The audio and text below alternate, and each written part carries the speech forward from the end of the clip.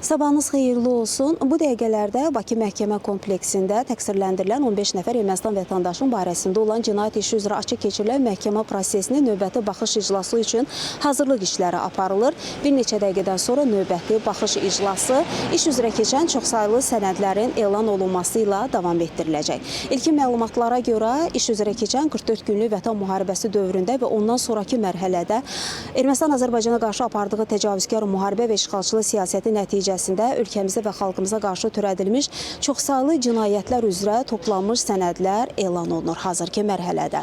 Qeyd edək ki, iş üzrə keçən çoxsaylı sənədlər var. Onlar 2548 epizod üzrə toplanıb. Hazırki mərhələdə 44 günlük Vətən müharibəsi və ondan sonraki dövrdə bu işğalçılıq siyasəti və təcavüzkar müharibə nəticəsində dövlətə və ayrı-ayrı vətəndaşlara, xalqımıza dəyən ziyanla bağlı məlumatlar, sənədlər, eyni zamanda həmin vaxtı törədilmiş çoxsaylı cinayət üzrə toplanmış sənədlər, hadisə yerinin baxış protokolları, məhkəmə tibbi ekspertiza rəyləri, təqsirləndirilən şəxslərin, şahidlərin və digərlərin ifadələri məhkəmə prosesində elan olunur. Hazırda zərərçəkmişlər və zərərçəkmişlərin hüquqi varisləri prosesin keçirildiyi Bakı Məhkəmə kompleksində qeydiyyatdan keçirilər və tədricən onlar məhkəmə prosesini keçirildiyi iclas salonuna daxil olurlar. Bir neçə dəqiqə bundan əvvəl isə təqsirləndirilən 15 nəfər Ermənistan vətəndaşı Aray Karutunyan və digərləri də prosesin keçirildiyi Bakı Məhkəmə kompleksinə gətirildi və onların vəkilləri də buradadır.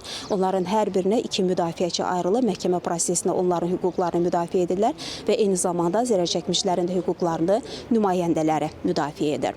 Bu saatda bizim çatdıracaqlarımız bu qədər, amma biz xəbərlərin növbəti buraxılışında bugünkü iclasın gedişatı ilə bağlı daha geniş məlumatları tamaşaçıların diqqətinə çatdırmağa çalışacağıq. Hələlik isə buyurun söz yenidən studiyada mərkəzdədir.